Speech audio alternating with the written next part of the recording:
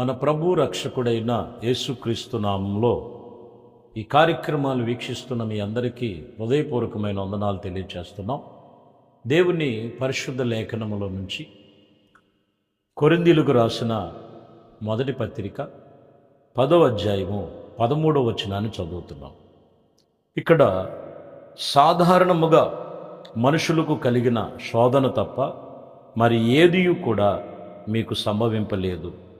దేవుడు నమ్మదగినవాడు, మీరు సమస్తమును ఇదిగో కలిగించినటువంటి ఏ సమస్యలు నీకు కలిగి ఉన్నాయో అవన్నీ మిమ్మల్ని శోధింపబడి నుండి, అంతేకాదు సహింపుగా ఏదైతే నువ్వు సహింపగలుగుతావో సహింపగలిగినంతగా ఆయన శోధకుడు నిన్ను తప్పించుటకు కూడా మార్గాన్ని కలుగు చేయును అని వాక్యం ఇక్కడ చెప్తున్నమాట.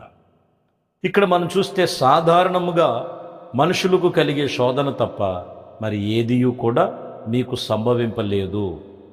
ఈ వాక్యములో దేవుడు నమ్మదగిన వాడని మాట్లాడుతున్న మాటలు కాబట్టి, ప్రియమైన దేవుని జనాంగమా, వాక్యం ఇక్కడ చెప్తున్న మాట, ఏ శోధనలో ఉన్నో కొందరు క్రైస్తవులుగా ఉంటూ యేసు ప్రభువారిని నమ్ముకుంటే అన్నీ శోధనలే, అన్నీ కష్టాలే అని కొందరు సూచిస్తారు. కొందరు మరి వాళ్ళ కుటుంబంలో వాళ్ళ కలుగుతున్న కొన్ని పరిస్థితులను బట్టి, ఆ శోధనలు బట్టి దేవుడు నా ప్రార్థన వింటున్నాడా అని కొందరు. ఇలాగా కొన్ని శోధనలను బట్టి మనుషులలో రకరకాలైనటువంటి స్థితి. ఇక్కడ యేసు ప్రభువారు గురించి దైవజనుడు పౌలు సంఘానికి చెప్తున్నారు. శోధనలో మరి మీకు సంభవించినది మీరు సహించినంత విధంగానే శోధన కలుగుద్ది, కానీ ఆ శోధన కూడా తప్పించగలిగిన మార్గము ప్రభువే సూచిస్తాడు. ఏ శోధనలో ఉన్నావో, కొంతమంది శోధనలో రకరకాలు ఉంటాయి. వాళ్ళ శరీరములో కొన్ని శోధిస్తూ ఉంటాయి, శరీర సంబంధమైనవి.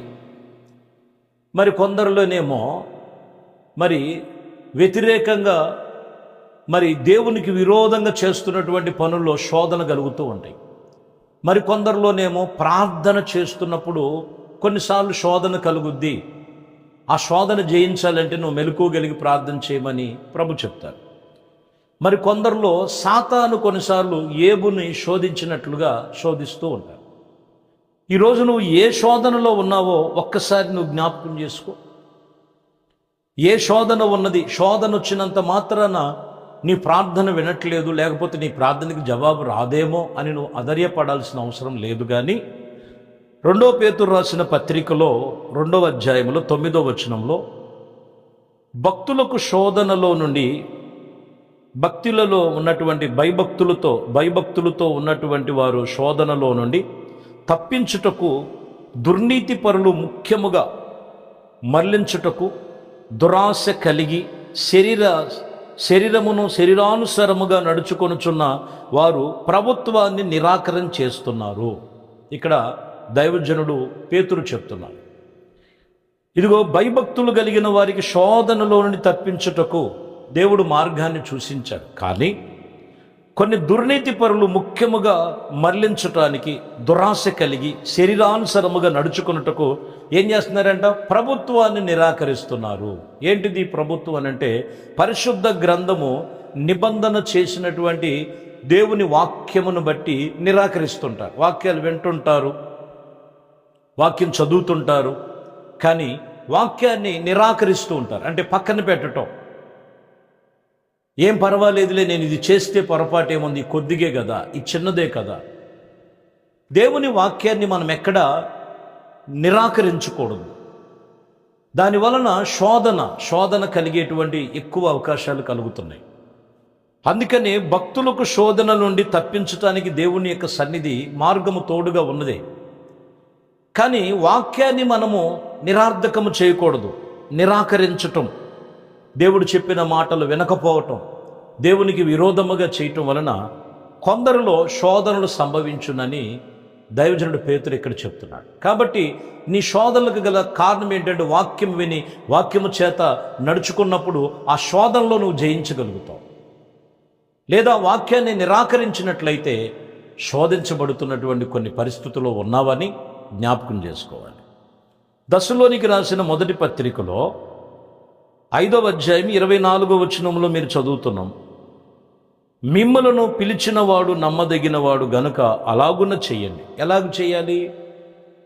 దేవుడు మనల్ని పిలిచాడు, దేవుడు ఏం చెప్తున్నాడు, ఏం చేయమన్నారు దాని విషయంలో. ఎందుకని ఇక్కడ 23లో మనం పైన చదవచ్చు, సమాధానకర్త అయినటువంటి దేవుడు మిమ్మల్ని సంపూర్ణులుగాను పరిశుద్ధులుగాను గాక మీ ఆత్మ జీవమును శరీరమును మన ప్రభు అయిన యేసుక్రీస్తు రాకడ వరకు రాకడయందు నిందారహితముగాను ఇదిగో సంపూర్ణులుగాను ఉండటానికి మీరు కాపాడబడినట్లుగా ఉండాలి. గమనించాలి.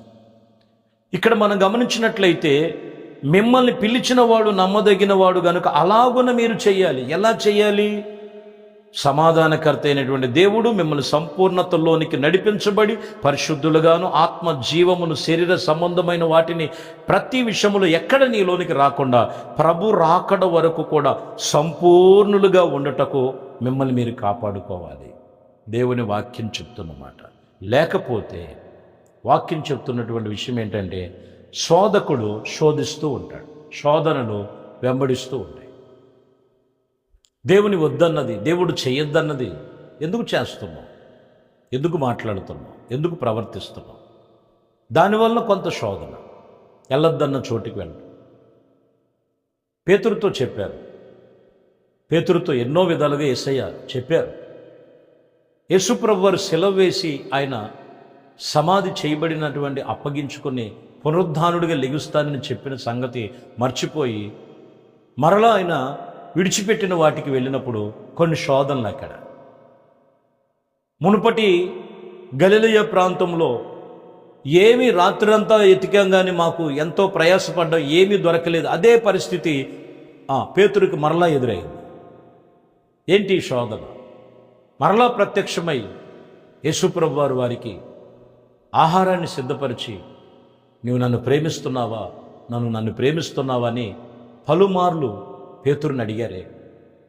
ఈరోజు విడిచిపెట్టినటువంటి వాటి వైపు విషయంలో దేవుని సన్నిధిలో సంపూర్ణులు కాలేకపోవటం వలన కొంత శోధన. ఏ శోధనలో ఉన్నావో ఒక్కసారి నిన్ను నువ్వు జ్ఞాపకం చేసుకోమని లేఖనం చెప్తున్నమాట. 2 తిమోతికి రాసిన పత్రిక 4వ అధ్యాయం 18వ వచనములో ప్రభు ప్రతి దుష్కార్యము నుండి నిన్ను తప్పించి తన పరలోక రాజ్యమునకు చేరునట్లు నిన్ను రక్షించును. ఇక్కడ మీరు గమనిస్తే ప్రతి దుష్కార్యముల నుండి తప్పించబడి నిన్ను పరలోక రాజ్య వారసులుగా చేర్చున్నట్లుగా నిన్ను రక్షించను. మరి రక్షించబడిన తర్వాత మరలా దుష్కార్యములోనికి ఎందుకు వెళుతున్నావు? ఒకవేళ దుష్కార్యములోనికి నువ్వు వెళ్ళినట్లయితే, దుష్కార్యములో నువ్వు పడినట్లయితే నీకు పెద్ద శోధన. యేసుప్రభు వారు చెప్పిన మాట కూడా అదే. నా గట్టి మీద చేయి పెట్టి వెనక తట్టు చూస్తే శాపగ్రస్తులు అవుతారు కదా. మరి దేవుని సన్నిధిలో నిన్ను పిలిచింది ఆయన పరలోక రాజ్య వారసులుగా ఉండటానికి నిన్ను రక్షించను.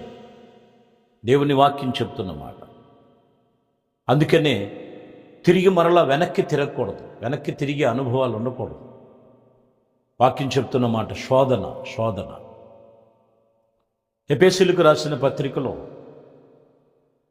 6వ అధ్యాయము 12వ వచనములో మనం చూడొచ్చు.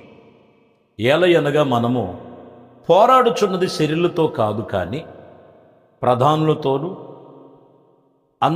అధికారులతోనూ ప్రస్తుత అంధకారపు సంబంధులకు లోకనాథులతోనూ ఆకాశ మండలమందు దురాత్మ సైన్యములతో పోరాడుచున్నాము. పోరాడుచున్నది మనము శరీరులతో కాదు.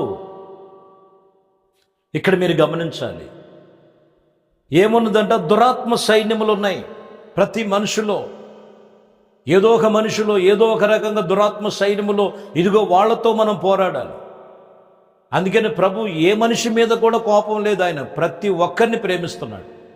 కానీ వారి మీద ఏలుబడి చేస్తున్న సాతాన్ని అనగదొక్కమని చెప్తూ ఆయన లయపరుస్తున్నాడు. కాబట్టి ఇక్కడ మనం గమనిస్తే నువ్వు పోరాడాల్సింది శరీరులతో కాదు. దురాత్మ సైన్యం, దురాత్మ ఆలోచనలు శోధిస్తూ ఉంటుంది. పాపం చేయమని శోధిస్తూ ఉంటుంది, వ్యసనముకి వెళ్ళమని శోధిస్తూ ఉంటుంది, అక్రమముగా నడవమని శోధిస్తూ ఉంటుంది, లోక స్నేహంతో చేయమని శోధిస్తూ ఉంటుంది, ఇదిగో అబద్ధాలు మోసాలతో ఇదిగో నువ్వు నిండుకొని ఉండమని చెప్తూ ఉంటుంది, శోధిస్తూ ఉంటుంది. యథార్థత యథార్థతే, నీతి నీతే, సత్యము సత్యమే. ఏది నీకు శోధిస్తున్నదో నీవు గమనించి మనము వాటి విషయంలో పోరాడాలి. వాటి విషయంలో పోరాడినట్లయితే నువ్వు శోధన జయించగలుగుతావు. ఇలాగే బబులోను దేశంలో ముగ్గురు యవనస్తుల మీదకి ఒక పెద్ద శోధన వచ్చింది.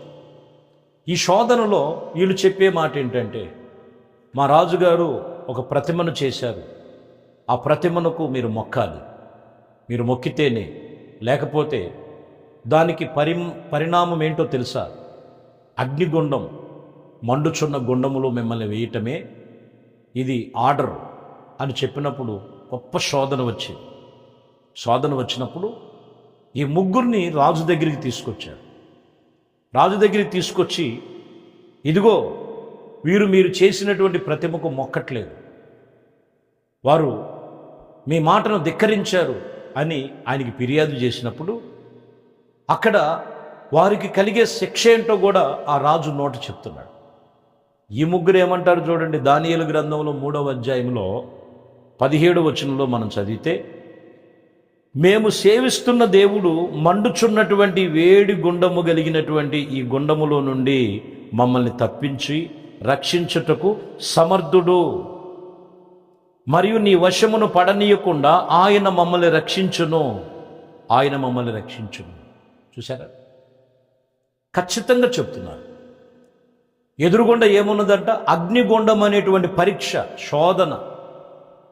ఆ శోధన ఎదురుగుండా ఉన్నప్పుడు చూడండి, మరణాపాశములో ఉన్నటువంటి పరిస్థితి ఉన్నా కానీ వీళ్ళు చెప్పే మాట ఒకటే, మేము సేవిస్తున్న దేవుడు మమ్మల్ని రక్షించుటకు సమర్థుడు, శక్తి కలిగిన వాడని. ఈరోజు నీకు ఏ పరిస్థితులు ఎదురైనా పరిస్థితులను చూసి, శోధన చూసి భయపడద్దు. నీ కుటుంబంలో పిల్లల ద్వారా కావచ్చు, భార్యాభర్తల మధ్యలో కావచ్చు, లేకపోతే పని చేస్తున్న ఉద్యోగం చేస్తున్నటువంటి చోట్ల కావచ్చు, ఏ పరిస్థితుల్లో కూడా శోధన చూసి భయపడద్దు. ఖచ్చితంగా చెప్పాలి విశ్వాసముతో, ఆత్మ సంబంధముగా, ఇదిగో మమ్మల్ని ఈ శోధనలో పడనివ్వడు ఆయన, మమ్మల్ని రక్షించుటకు శక్తిమంతుడు. వాక్యం చెప్తున్న మాట, రక్షించగలిగిన వాడు. కాబట్టి ప్రియమైన దేవుని బిడ్డలారా, నువ్వు ఏ శోధనలో ఉన్నావు, నీకు మించిపోయిన శోధనలేమి ఆయన నీకు రానివ్వడు. ఒకవేళ శోధనలో ఉంటే వాటి నుండి తప్పిస్తాడు.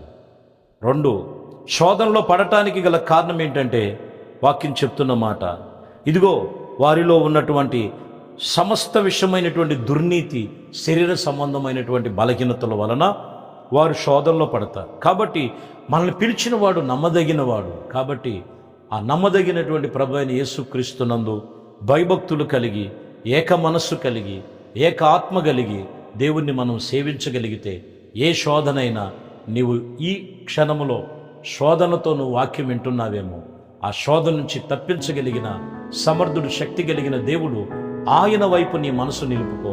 నీ కొరకు చిన్న ప్రార్థన చేసి దేవునితో నిబంధన చేసుకో. ప్రార్థన. మహాపరిశుద్ధుడా, ప్రేమ కలిగిన తండ్రి, దయగలిగిన మా ప్రభువా, నీ శ్రేష్టమైన పరిశుద్ధ నామమును బట్టి మీకు వందనాలు. ఏ శోధనలో ఉన్నారో ఇదిగోనైనా ఆ శోధన తప్పించండి. మేము పోరాడాల్సింది శరీరులతో కాదు, ఇదిగోనైనా ఆకాశ మండలం యొక్క దురాత్మ సైన్యం ఇదిగో మనుషులలో బలహీనపరుస్తున్నాయి, మనసులు తొలిచివేస్తున్నాయి, ఆటంకపరిచే విరోధమైనవి యేసుక్రీస్తు నామములో లయమైపోవునుగా. ఆత్మ సంబంధముగా మీ బిడలు పరిపూర్ణులుగా, సమాధానులుగా, సమాధానపరిచి ఆత్మ సంబంధముగా ఎదుగుటకు ప్రతి శోధన నుంచి తప్పించి, ఇదిగోనైనా షడ్రకు, మేషకు, అబద్నిగోలను అగ్నిగుండములో తప్పించినట్లు మీ యందు విశ్వాసముతో మీ బిడలు ప్రార్థన చేస్తున్న వారి జీవితంలో అట్టి శోధన నుంచి తప్పించమని నజరేయుడైన యేసు క్రీస్తు నామములో ప్రార్థించి వేడుకొనుచున్నాము తండ్రి. ఆమేన్. ప్రభు మిమ్మల్ని దీవించి ఆశీర్వదించునుగాక. ఆమేన్.